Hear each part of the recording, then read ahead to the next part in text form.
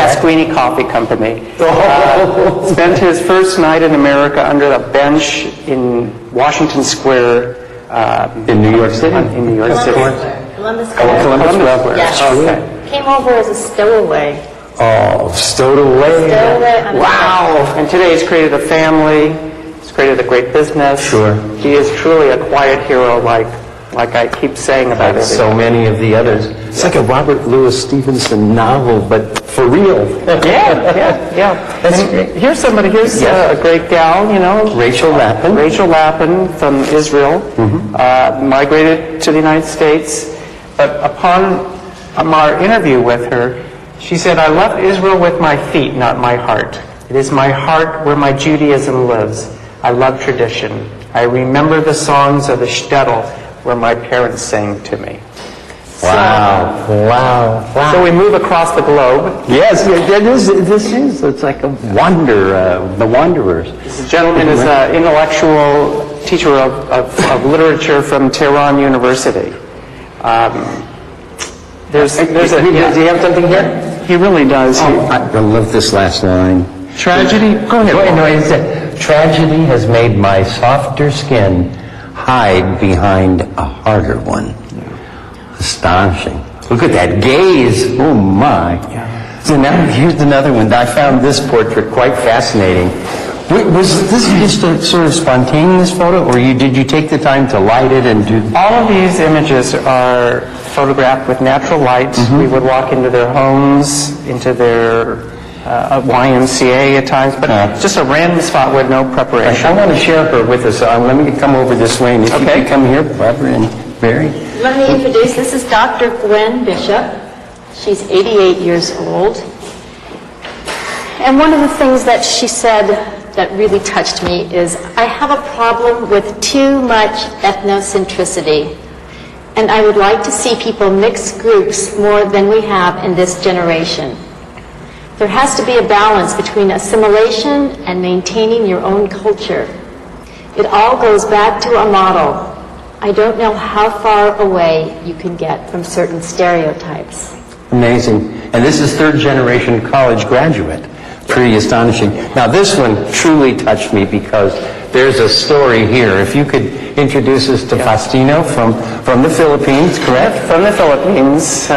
He has his military cap on, and I think that a lot of his life is the pride of what he did during the war. What he survived. And what he went through. Yes. Yeah. I'm going to read again. He's a survivor of the Bataan Death March during World War II and was incarcerated as a survivor of Japanese concentration camp at Kapaz Tarlac. He was imprisoned in provisional jail of Ilocos Sur Vigan, fought a guerrilla war. He's been decorated. And he's been admired by Bill Clinton when Clinton was president of the United States. It's just amazing. There are so many of these stories. You've got to come down and see this exhibit. Once again, the website so people can get the information. What is the website? It is Quiet Heroes, over 80. No, it is over 80 barryschaeferphotography.com. Okay, we'll make sure that it's on the television screen. Now, we're going to take a little break and see yet another video interview, so please stay with us. So have there been moments or experiences in your life that hold more significance than other times? My folks were very poor people, and so they never gave me the education I wanted. I could have been a registered nurse, but they couldn't afford to leave me go to college to get it. And I look at my granddaughter doing it. And what brought me to America? Yes.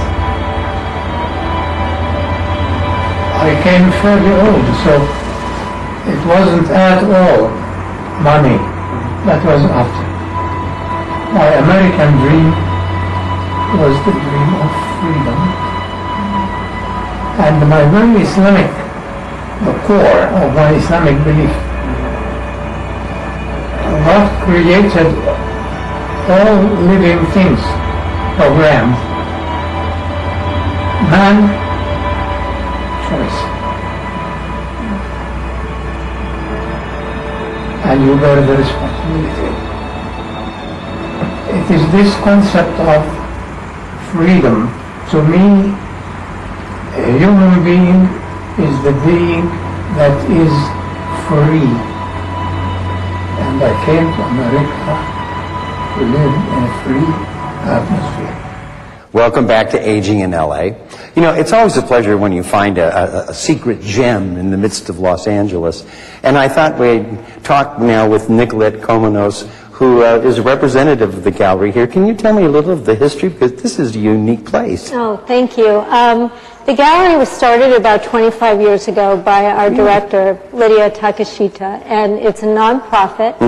And Lydia has been the director and curator for all these years, and the mission of the gallery is to show the diversity, not only of, in terms of ethnicity, but in terms of gender, age, Good.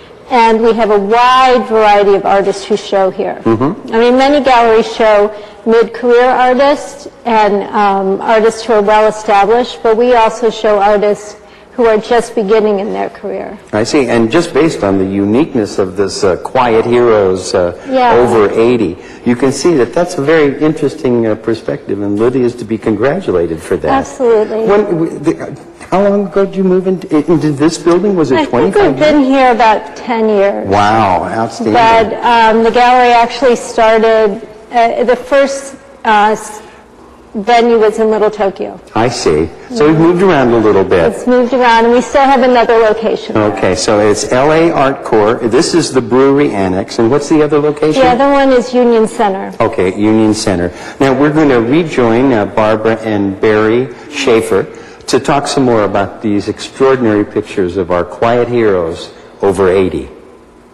Now I'm sharing with you a picture that really caught my eye of a lovely lady, Lydia Fermansky, and you were telling me about the challenges of her very small apartment. So often it would be so difficult to find the right setting to be able to take a good image.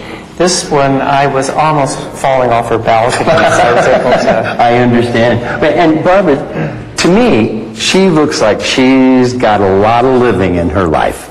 You know, Lydia, not only is she a quiet hero, but she also was a hero in her early days.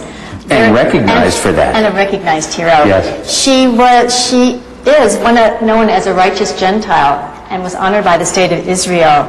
And what that means is that she helped the Jews escape persecution. Nazi Germany. And she has, amongst other things, one of her wonderful stories is that she harbored an 8-year-old boy in her home against her parents' wishes. She was 19 years old. Oh, my. And then walked him to safety through the forest, trading her jewelry for food for them until she handed him over to the Red Cross. Remarkable. I understand this, a smaller portion of this exhibition will be at the Bridge Gallery downtown, correct? Right, at City Hall. Right, so from 14th of May to June 18th, That's right. if you miss it here, you can perhaps will have a chance to see it there. But again, thank you for being here with us today on Aging in LA. And this is worth a trip because it's not just the words and the images, it'll make you think. These are our fellow citizens. Anyway, thank you for joining us, and again, thank you.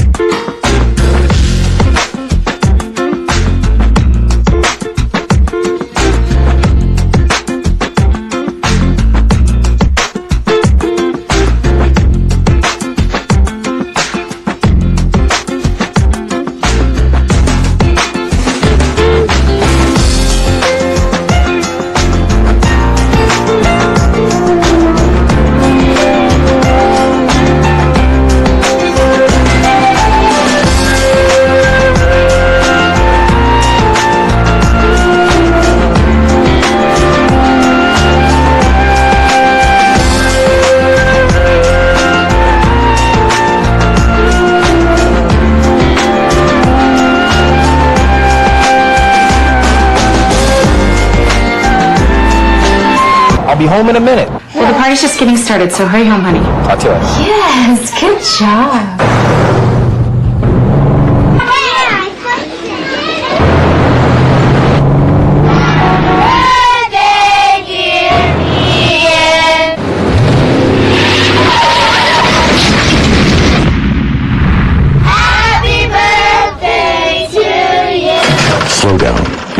is waiting for you. Watch the road. Hola, soy Marisol, desde Canoga Park, la ciudad toda americana. Estás viendo LA City View, Canal 35, nuestra ciudad, nuestro canal.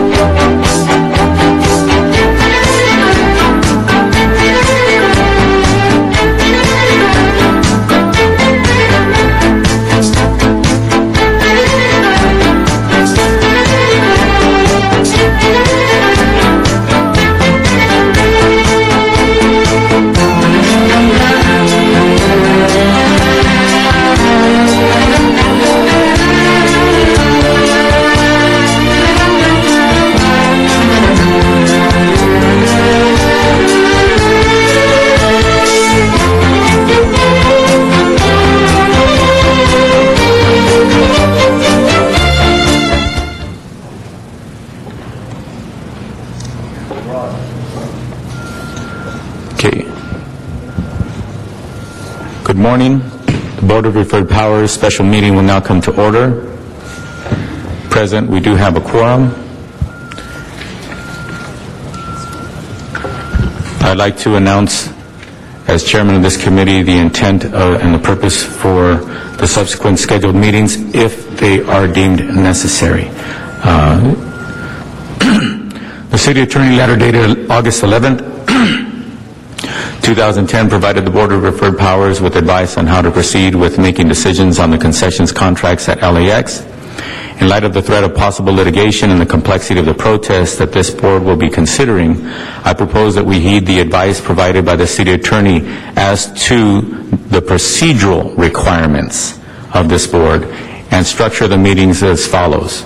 First, we would have consideration of the city attorney report on Government Code Section 1090 allegations. Second, consideration of protests that address the contracting process as a whole. Third, consideration of protests that are specific to each separate package, such as retail concession packages and food and beverage concession packages. In an effort to move expeditiously, I will be scheduling several meetings next week as needed, depending on the progress made in considering the protests. The tentative schedule for those meetings are as follows. Monday, September 20th, a week from today, at 10 a.m. in these chambers.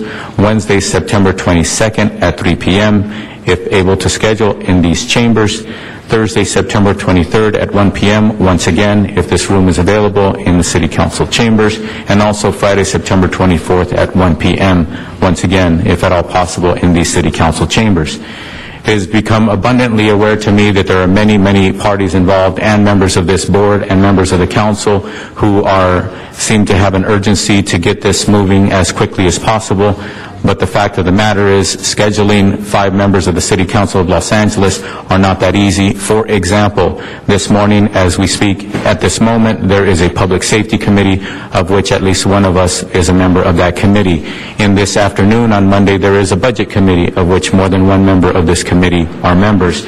On Tuesday afternoons, the Transportation Committee, Tuesday afternoons, it's my understanding, Transportation Committee, of which one of the members here the chairman of the Plum Committee is a member of this committee, Transportation Committee as well, et cetera, et cetera. So if I had it my way, I would schedule these meetings every day, all day, in one full week, and get this over with. But the fact of the matter is there are many moving parts, and out of respect to everybody else's duties, though that is a schedule that comes to mind that could hopefully accommodate enough time for us to deliberate and responsibly handle these matters of this Board of Referred Powers. At this time, is there any comments from any of the members regarding the statement that I just made relative to trying to have as many meetings as possible next week? Yes, Bernard Parks. See if I can make a recommendation. It seems, having reviewed all of this material, that for the best use of our time plus the scheduling, that if we were to come to grips with the initial letter from the city attorney written by Kelly Martin, if we agree with that, it seems like we would pretty much put most or all of the protests to the side. If we look at the most recent letter from the city attorney regarding the conflicts, we can address those conflicts as a group, and then we could move on to look at the issues as to which companies that we should move forward and which companies that may have a conflict and which companies are issues or packages that we should give more attention to. But it doesn't, to sit through every protest, I don't know, for me anyway, it doesn't appear to be the best use of our time. Thank you very much, Councilmember Parks. That has gone through my mind as well, but regardless of what my personal opinion is of a particular protest, whether on the surface I believe it may or may not be frivolous, I think there's a perfect opportunity for us to ask the city attorney, what is our obligation as a Board of Referred Powers when it comes to hearing a protest? For example, is it satisfactory that if somebody gave us a protest in writing that there's no need or requirement for us to actually give them an opportunity to speak to it or to present in any fashion to this committee, and that we can just go on the paper trail and make a decision that way? Is there anything that would preclude us from not having anyone come forward or not allowing anybody to come forward before this committee to formally speak of their protest other than general public comment or comment as they fill out a public comment card?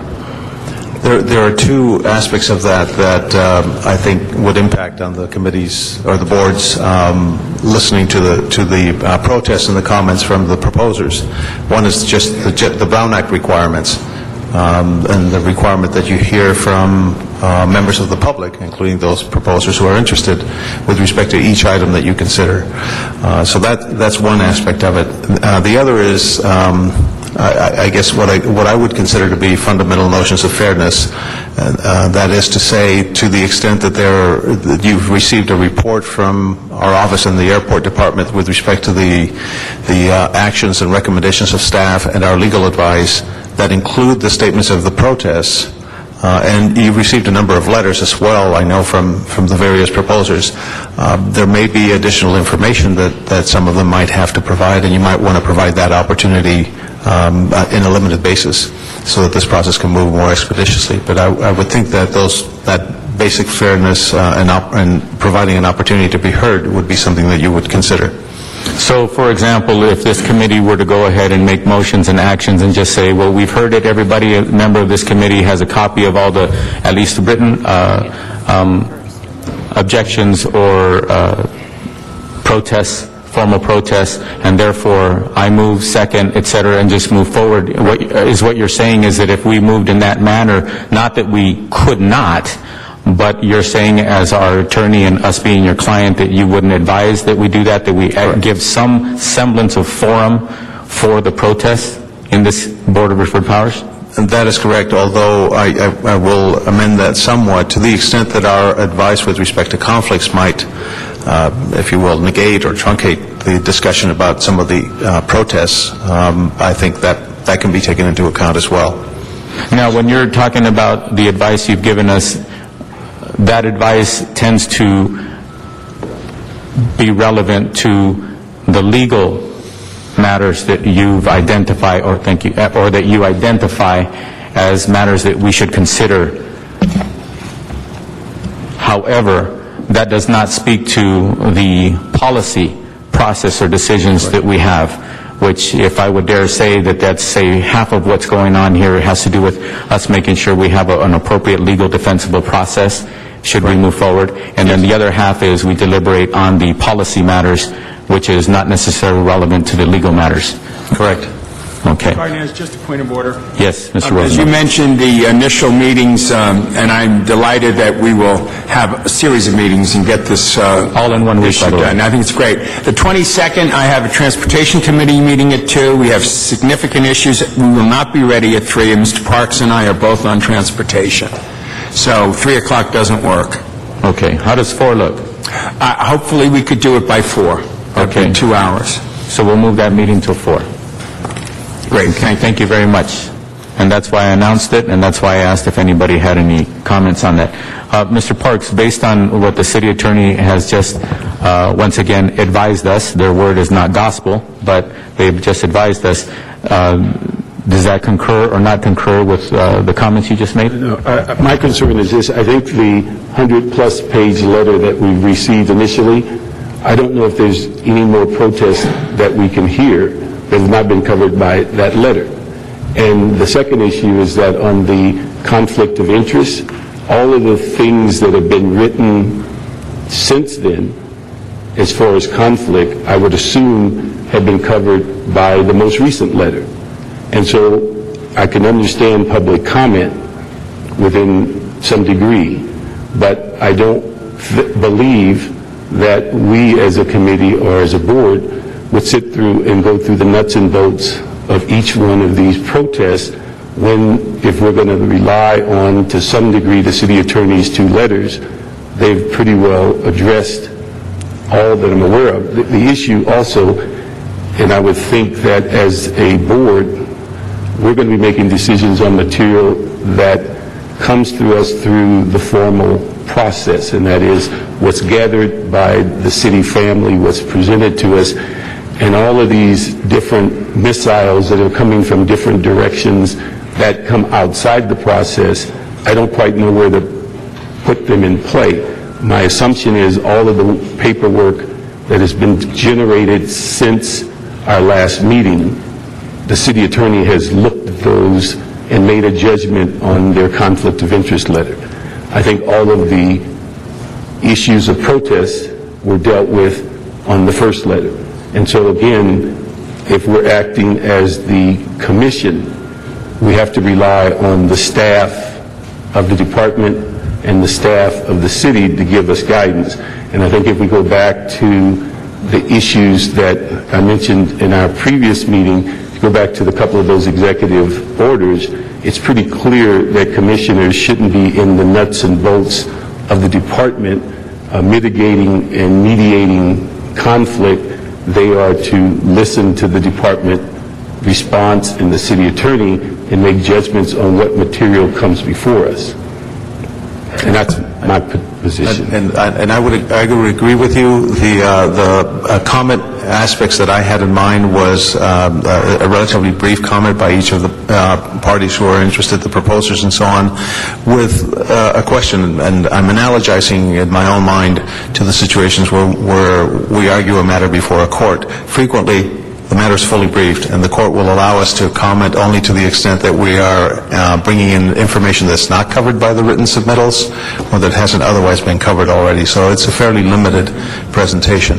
Nonetheless, the Brown Act requirements still exist, and with the parameters of those, I would say... I'm not opposed to public comment. I just don't believe it's in our interest to go through the nitty-gritty of what's already been addressed unless there's something in those letters we disagree with. And then we could use that as a basis of saying, explain it more thoroughly and give us some indication as to what the rationale for those letters. But I don't believe our role is to roll up our sleeves and to do what you've already done. I will only add that to the extent that we receive letters from law firms representing a number of the proposers, they do take issue with a number of the points that we've made. We've seen them. We don't find them persuasive, but they do take issue. Anytime you get two lawyers together, you have three opinions. So I know, but the issue is when you receive those letters, you've made a judgment that your letter somewhat has addressed those concerns, right, or else you'd have given us a different letter. Right. Councilman, if I might, you're sitting here today in lieu of the Board of Airport Commissioners. The way that they would handle it is they would assign a time period to each of the various parties, let them say 10 minutes, and let them structure their comment any way they want. If they want to have everybody speak or a limited number speak, and they would hear that first before they would enter into their deliberations. So if there was anything new, anything not in the submittals, you would have heard that before you move forward. And that's considered what, public comment? They do it under yes, it's public comment, but it's also, they may the way the board's rules work, the chair has discretion to give longer time and would likely do so in particularly complicated matters like this one, so they wouldn't be limited to their typical 2 minutes or 3 minutes. You might give each side 15 minutes and hear from each of the parties, something like that. And you're not giving a specific recommendation of the number of minutes, you're just throwing out numbers just to give an example. I'm telling you that there's a way to do that makes sense to you all. Councilmember Rosendahl. Yeah, thank you, Mr. Chair. And there are two things I want to be clear about just administratively. One, I would certainly welcome the protest to speak today, be it 5 minutes or 10 minutes, whatever the colleagues feel, but let them get up and explain the protest. The more I know in the sunshine like this, the happier I am. But secondly, the second letter from the city attorney, which I ain't a lawyer, but it looked like 6 of the 8 packages were mustered, clean, and all that. Can we move forward with them today if, in fact, that can be discussed and dealt with, so we can get that out of the way and then deal with the 2 that might have issues and have that aired afterwards, just as a follow-through on it? Can we do that? It's possible to do that, but we also have to look at time as well. I'd be more than happy to get through as much as possible today. Again, as I announced earlier, there are other parameters and other constraints pushing on the members of this committee. So and if I could just ask City Attorney, your second letter, and I read it a couple of times, people have analyzed it for me, I just don't know. Your second letter that we got last week, which said 6 out of the 8, the 4 that are, on the retail side and 2 on the food and beverage. Is it right that they don't raise enough objections and we could move forward them or not? What's your advice?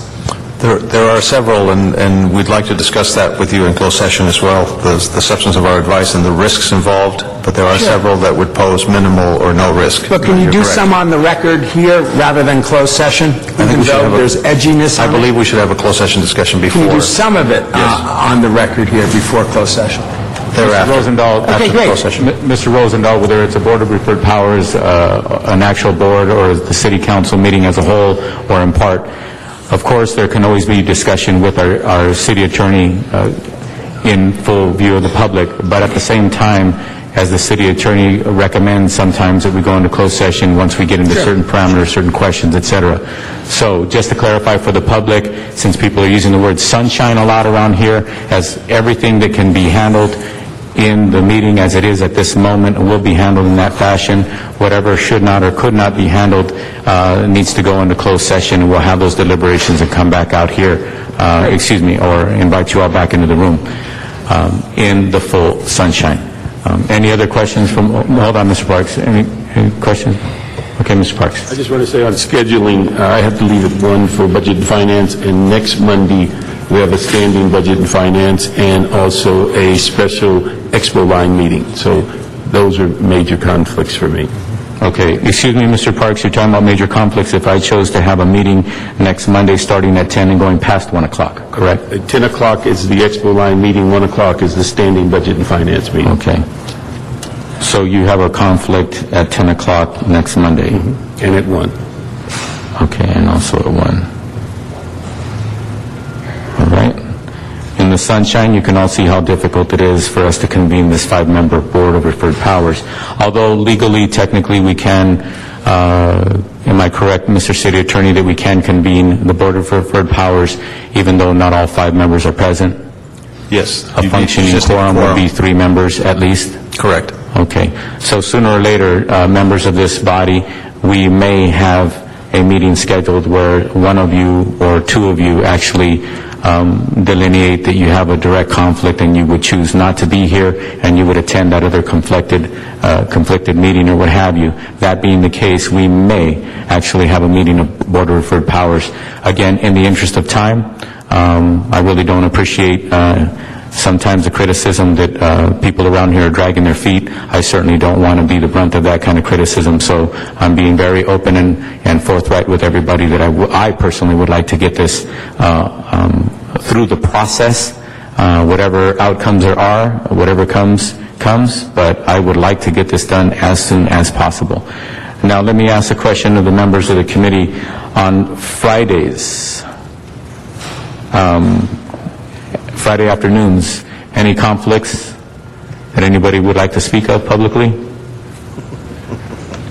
Okay, so Friday might be a long meeting then. I think if it's this Friday, we got... No, I announced starting next Monday, the 20th, 22nd, 23rd, 24th. Council is not in on Friday, it's my understanding. The League of Cities is convening, and therefore the council meeting won't be called for, and as a result of that, most committees do not take place on that afternoon as well. So that is the reason why I did not offer this Friday as a meeting day. Okay? All right. So aside from this hearing here, if somebody apprises themselves of their calendar, even after this meeting, you're more than welcome to let the chairman, myself, my office know about any other conflicts. Again, I apologize ahead of time if we have to schedule something, even though 1 or 2 of the members of this board actually have a hard conflict that they apprise us to the fact that they will not be able to attend. Hopefully that won't take place, but in the interest of time and not dragging on, we may have a meeting where we know that a particular member has let us know that they will not attend. Okay. Question to the city attorney. When it comes to the protests, how many protests have we been apprised of that your office has actually looked through or given us an opinion on? not quite sure how to answer it because there's several hundred pages of protests that have been given. Okay, then let me ask you a little differently. Okay. As of this moment, all of the protests that have come to the attention of your office, has your office had an opportunity to review those protests and then give an opinion to this committee? Yes. Excuse me, to this board? You have? Yes. Okay. All right. And should there be a protest that comes, say, during this meeting that you were not aware of, or tonight or tomorrow or what have you, in the form of a letter from some law office or what have you, as we've seen many, what would your take be on that? It would depend on what it was. If it was a rehash of something we'd already addressed or it didn't raise new factual matters, I think we would be comfortable in where we are. And if it was something that we had not previously considered, we'd have to ask and figure out whether we needed more time. It would depend. Okay. All right. What I would like to recommend, we're going to have an opportunity to have many questions of our city attorney in open session, but at this moment in time, I'd like to call this board to go into closed session so we can dispose of some of the matters that perhaps the members of this board have questions on that have to be taken care of in closed session. Once again, closed session can be 2 minutes. It could be 20 minutes. It could be longer. It all depends on how many questions that are required to have take place in closed session actually occur. So with that, this board will now go into closed session to discuss matters with our city attorney. And once again, we are on items 1 and 2 concurrently, and we're going to go into closed session with our city attorney. And as I mentioned last time, I'm really sorry for those of you. Thank God we have a big, nice rotunda. We're going to have to excuse everybody who's not allowed to be in closed session to go outside until we announce that we are out of closed session.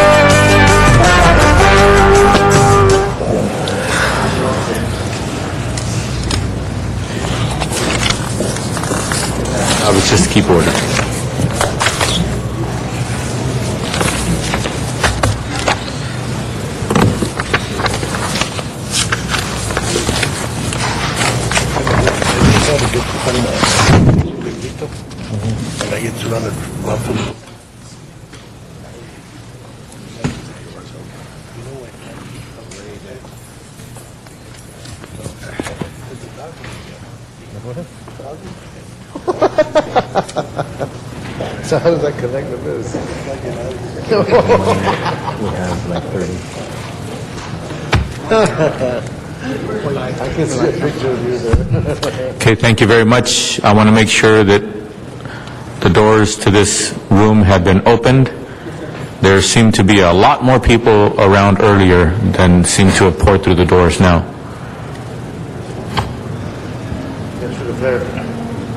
That should have flared. Not inside the building.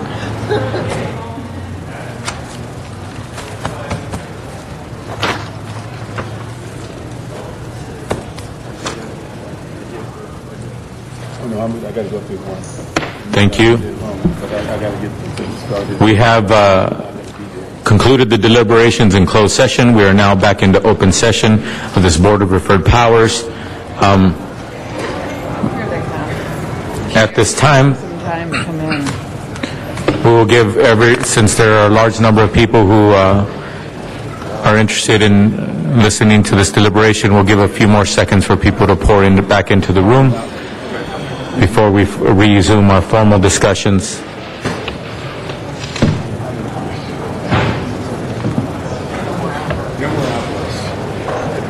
Hope not.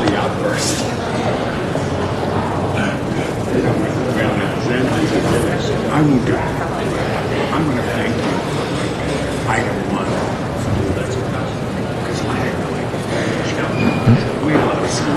Well, I didn't know what the results were going to be, but we needed to let them tell us.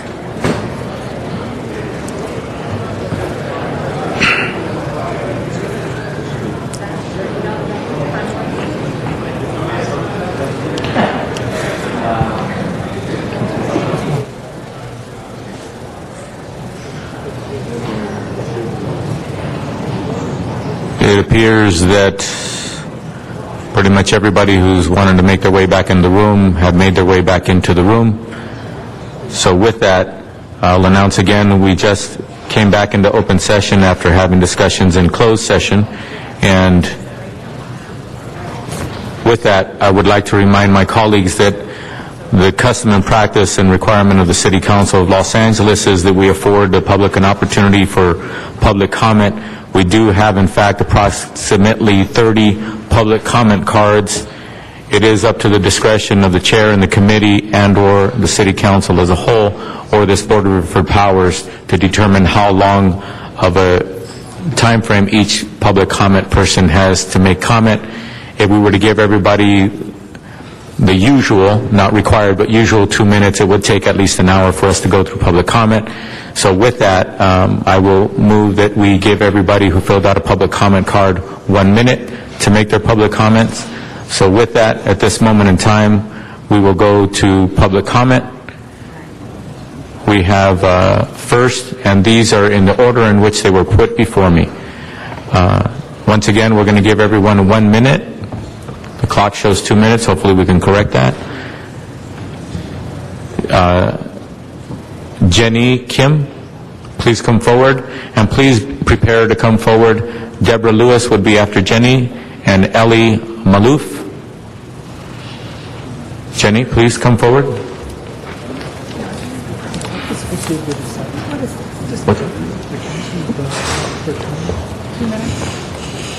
No. Okay, proceed. I guess My name is we'll hold a Jenny separate Kim. clock. I'm the owner of Parks Barbecue Restaurant in Koreatown. All our Korean community was... Put the microphone closer to you. You can start over. Your time will restart. Go ahead. Okay, my name is Jenny Kim. I'm the owner of Parks Barbecue Restaurant in Koreatown. All our Korean community was so excited when we were rewarded with packaged one food and beverage. I just wish we can go on with our plans and improve the LAX and welcome people with a variety of best food that represent Los Angeles, which SSP has put together. Thank you. And there were Grace Lee and Chris Peck was here to support me, and they had to leave because they had a meeting. Thank you so much. Thank you very much. Next, we have Deborah Lewis. Good afternoon. My name is Deborah Lewis, and I'm a proud member of Unite Here Local 11. I'm a passionate and dedicated food server that's worked at LAX for HMS Host for over 26 years. I'm concerned because I've heard sound bites and slogans thrown around at LAWA meetings such as worker retention and living wage as if they define our union standard at LAX. My question to these Board of Powers are these. Do you believe that 90 days of job security is good enough for my job of 26 years and for workers who have served half their lives passionately serving the public? Do you believe, as LAWA does, that worker retention is good enough? Do you care that our standard of living is far above the living wage was so hard fought for and deserved by the workers is in jeopardy? Do you believe, as LAWA does, that the living wage is good enough? Our union standard goes far above these minimums. I'm here to remind you that the true flavor and taste to LA are the workers and the families they support. We should not be pushed aside, forgotten, and sacrificed amidst the excitement of superficial look of an LA destination airport. We will continue to fight for what we rightly deserve and what's best for our families and for the city of Los Angeles. Let's move forward and recognize our union standard, free health care and benefits. Let's not settle for just good enough. Our families and our city deserve the best of the best. Thank you. Together, let's move forward. Thank you for your participation. Ali Malou. Chairperson Cardenas, my name is Jerry Newman, representing Host. Just a point of clarification, is this the time for our protests? No, this is not the... Or is this just public comment? This is public comment. In that instance, my card as well as Mr. Malou's card should be polled, and we will waive our time at this point. Okay, thank you very much. Steve Johnson? Same, okay. Philip Tate? Same. Grace Yu? Grace Yu, you're up next. Public comment? She had to leave. Okay, I'll announce her name again later just to make sure in case she comes back. Matt King? He's withdrawing his request as my assistant. Okay, I heard her. She's basically saying since it's not the formal protest and it's public comment, that person's not going to speak. Chooses not to speak. Lisa Speck? Same. Okay. Don't want to assume. Tien Ho?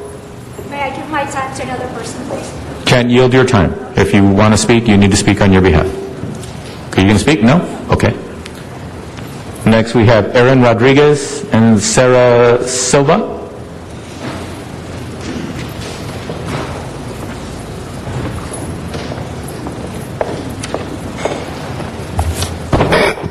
I'm Sara Silva, and I'm representing the Serenata restaurant, who's very proud of representing Mexican cuisine in Los Angeles. We hope we can move forward the politics and make a decision that can bring the Serenata and all the other business in the SSP package to LAX. Thank you. Thank you. We have Rod White.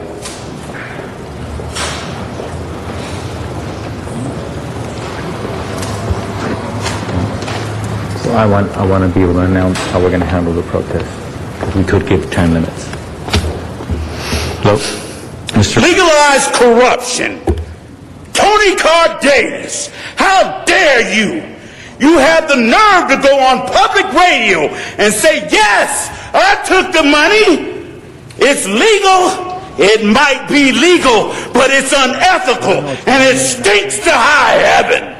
You bring a stench to this hall that makes Bell smell like a flower shop. For the first time in history, an African American has won a concession at LAX, and you, Host, and the city attorney want to throw it out on a baseless legal opinion. Because Host lost. My civil rights will not be trampled on. Recuse yourself, Tony Cardenas. Recuse yourself, city attorney. Your hands are too dirty with Host money to be objective on this issue. We won.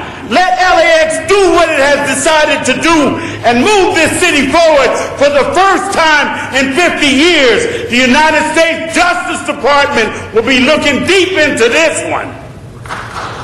Thank you. Thank you for your participation, Mr. White. Amelia Gonzalez.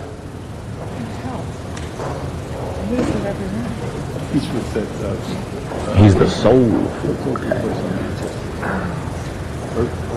Which one did they win? SSP. So as we don't take up too much time preparing for the next speaker, Susan Feniger is up after her, and Leah Ross. Thank you. You may proceed. Hi, my name is Amelia Gonzalez, and I'm with Camilo's Bistro, a partner of SSP. I was so thrilled and honored when I was asked to participate in this contract. When we met in every council office with the Board of Referred Powers, I felt positive energy. Everybody was pretty much fair, except when we went into Cardenas' office. I just felt like he was cold, unfair, and basically he said everything was black and white. Today I ask you to, yes, make everything black and white. We won the contract and we should keep the contract. Thank you. Thank you very much for your participation, Ms. Gonzalez. Susan? Hi, I'm Susan Feniger from Border Grill. You know, some people close to me have said, why are you bothering with this? You can't change politics. But I don't accept that. I never have, and I never will.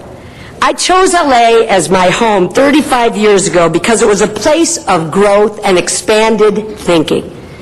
Now, there are some people who haven't been able to envision the future, but their time is past. They know it, we know it, and in your heart, you know it. It doesn't happen often in life that you can make a mark and be a person of vision.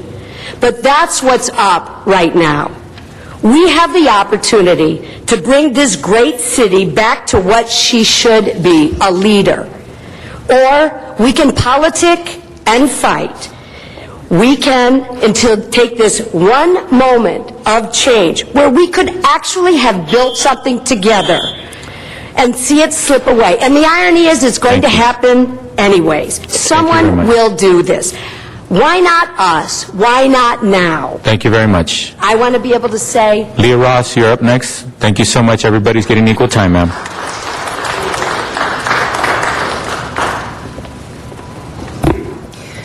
My name's Leah Ross. I'm going to read a letter from Barbara Fairchild, the editor-in-chief of Bon Appetit magazine. As someone who has watched with pride the growth and diversity of the Los Angeles restaurant scene for more than 3 decades, I enthusiastically lend my support for expanding the dining options at LAX. Travelers through LAX experience the city for the exceptional restaurant showcase that it is. Trends in food and dining have originated here that have influenced not just the nation, but the entire world. In fact, our influence is such that California cuisine, and terms specific to pioneering chefs such as Wolfgang Puck, Joachim Splichal, Nancy Silverton, Susan Feniger, Mary Sue Milliken, Nobu, and many others, has become synonymous with what is freshest, best, and most imaginative in our wide world of food.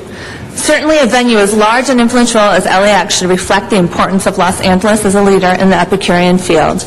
I urge you all to consider widening the options to allow for a true and more representative taste of our city. To me, it is vital importance to upgrade the quality and diversity of the choice at LAX to better serve both the city and its travelers. Thank you. Alan Acosta, and then next, Nancy Silverton after Alan Acosta, and then Jonathan Gold after that. Good afternoon. My name is Alan Acosta, and I'm Director of Strategic Initiatives at the LA Gay and Lesbian Center. I grew up in Los Angeles and have lived here most of my life. I'm here today to commend the LA World Airport's decision to begin offering dining options at LAX that reflect our city's vibrant food culture, and in particular to support the inclusion of Border Grill. I was introduced to that diverse world of food by 2 women who opened a small restaurant called City Cafe many, many years ago. Mary Sue Milliken and Susan Feniger forever changed the culture of food in Los Angeles, and I think they bring much more than just their food to the table at LAX, however. Having a restaurant that is owned by 2 women, one of whom is an open and proud lesbian, helps support the city's core values of diversity and inclusion and sends a great message to millions of people who pass through LAX each year.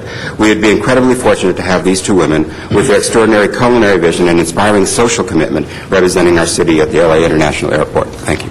Thank you, Nancy Silverton, and then after that, Jonathan Gold. My name is Nancy Silverton, La Brea Bakery, Mozza Restaurant. 1.5 years ago, I was so excited to be invited by SSP to develop a food concept that would help to bring a long-awaited and necessary change to LAX's food offerings. In April, I was thrilled to learn that Nancy Silverton Spuntina was awarded the opportunity to bring about that change.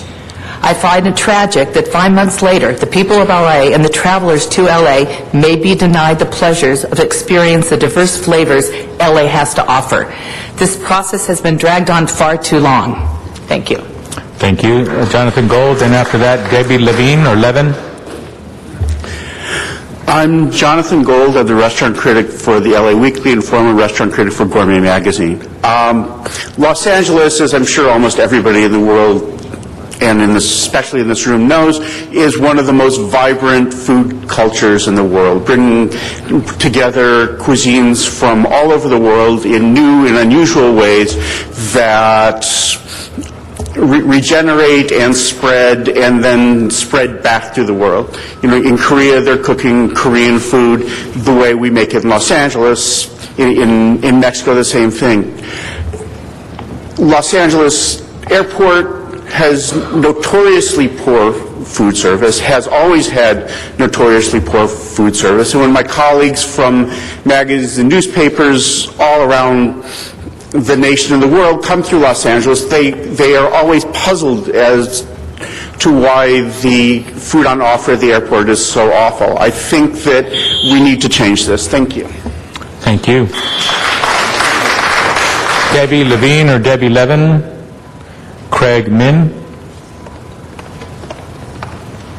Hi, I'm Debbie Levin. I'm the president of the Environmental Media Association, which is a nonprofit, and I just wanted to talk about Susan Finnegar and Mary Sue Milliken, who have been supporting our organization and several organizations, many organizations, for years and years. We've been involved for 11 years. These are incredibly philanthropic business owners.